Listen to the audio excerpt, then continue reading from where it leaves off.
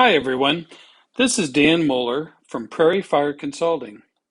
Today I want to talk about something that seems to be an ongoing problem within the workplace and within our culture. That problem is the inability of people to relationally build bridges with other people. A tool that I like that helps explain what is going on is called the Ladder of Inference. It explains some of the dynamics of why people don't work well together, or even why teams are sometimes pitted against each other. What the latter says is that all of us have come into a new situation and we observe certain things, or we observe data. Almost like if you imagine a video recording that starts recording in our brains. For example, let's say I'm starting a new job and I start to make observations about my environment. I start to make observations about people and what's important to the organization or what is valued within the organization. As I observe this data, I start to select certain things that are familiar to me or things that make sense. As I'm selecting data, I start to add meaning to that data for what I understand.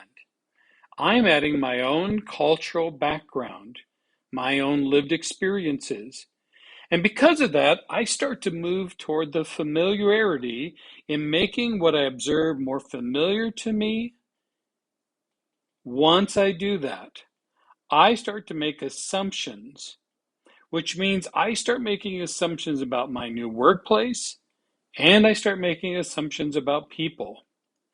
So let's say, for an example, that somebody tells me as I'm going up this ladder that George is really hard to work with, that George never gets anything done. I start making assumptions about George that, if I'm not careful, starts affecting my interactions with George. I start to see George as somebody that doesn't get things done, that I can't depend on George. And then, if I have any kind of interaction with George that reinforces this perception, then I'm going to go to the next step and I'm going to start to draw conclusions about George. So, as I'm drawing conclusions, I start to take on certain beliefs about the organization or about poor George. I start to believe that George is somebody that really isn't a productive team member, and that if I'm going to work with George, I'm probably going to have to pick up the slack because I've been told by people that's just the case with working with George. So what happens then is at the end, I start to take actions, which means when I interact with George uh, in such a way that there is a reinforcing effect with George, that he's always late, he never gets things done, and I can't trust him. So my actions is that I start to avoid or isolate George because I don't want to get caught doing all the work. Now, what I appreciate about the ladder of inference is that it explains why these interactions happen, why interactions between departments or with George start to happen, and that I start to have a bias. What this means is the next time I interact with George, or the next time I interact with the team, or the next time I interact with a certain department, I've already formed certain beliefs that influence how I see a situation. This is called the reflexive loop. So next time I come in, I don't come in neutral, trying to figure out how to understand or work with George. Now I come preloaded with the belief that George is difficult to work with, and I will have less flexibility in those interactions. What the latter shows us is that we all tend to create certain beliefs, and those beliefs affect every interaction. But let me ask you, what if those beliefs are unfounded or untested conclusions? Remember, they're based on what someone said to me.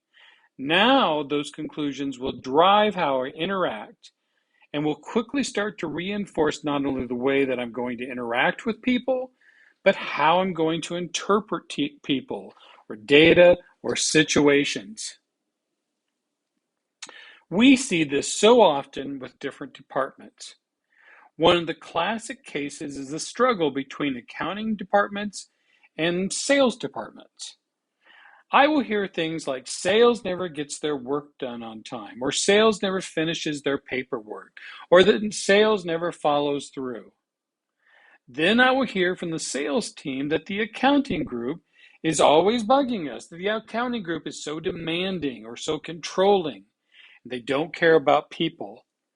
Neither one of these views are true, but because the two departments have done this kind of reinforcing back and forth, it taints every interaction, even if one of the departments is trying to build a bridge.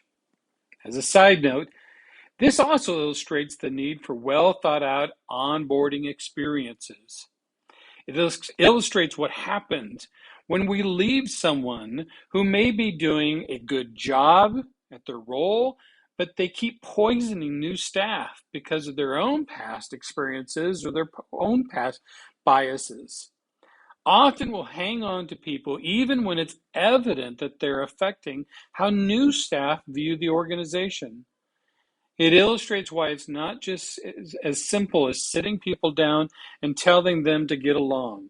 The ladder of inference illustrates that beliefs are tightly held and reinforced day after day. So, how do we change this cycle? At some point, you have to break into the assumption and meaning step. There has to be a line that you start to draw to help people interpret differently what is going on. Sometimes it's helping people get in other people's shoes and understand what another staff person or department is dealing with. Sometimes it's problem solving why a certain belief is held by a team or department. What I mean by this is sometimes it takes a more sophisticated solution because there could be sophisticated problems that's driving behaviors and driving these interactions.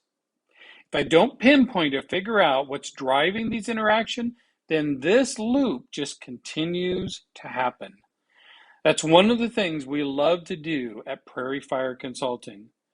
We love helping to problem solve the root of what is really happening between organizational teams or between individuals so that we can be more cohesive, productive, and effective as an organization or as a team. Again, this is called the Ladder of Inference, and it comes from the book called the Fifth Discipline Fieldbook. If you're interested in the material, I would love to talk with you. Again, this is Dan Mueller from Prairie Fire Consulting, and I hope you have a fantastic and productive day.